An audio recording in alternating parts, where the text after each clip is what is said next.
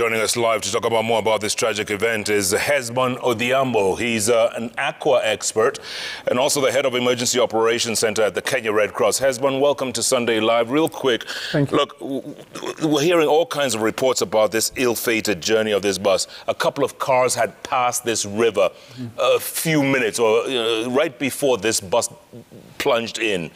Describe for us what it was like. Well, I think, thank you, Jeff, again for the opportunity. And again, for the families that have lost their loved ones, we say pole sana. It's an unfortunate incident. And for this kind of incident to happen, then it means that someone might not have done something right. And you can see that the driver stood there for some time, and then he kind of like was contemplating whether to go in or not. And this tells me that this person was not aware of this routing. And one thing I would like to say is, first of all, is awareness of your environment and the routing in case you're going somewhere. So what we'd say is before you embark on doing something, then it means that you have done a proper assessment of that situation or that area. In this situation, you'll see that there was water that is flowing. And we normally say that when in prevention, in floods and drowning issues, whenever you're driving as a driver, is avoid water or bridges that water is passing through or over. So in this case, this person thought that they would go. So they went in, but if you notice very well that there was more or less like a small, either a pit or something that the bus tipped over.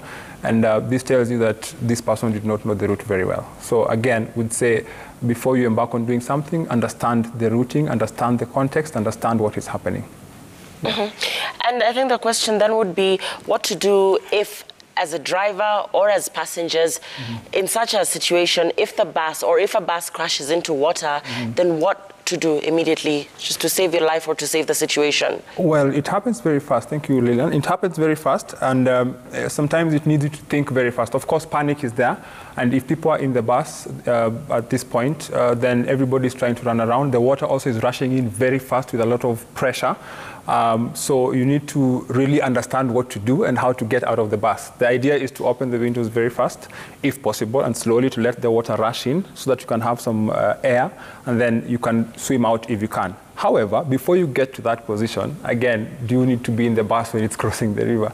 Again, if it were me, I would really disembark the bus and maybe be a little patient just to wait for the water to subside a little bit, and also understand the terrain within or inside the river, because it's not a straight line. Yeah. Of course, something might, it might tip, or something might tip it, or there might be a hole inside.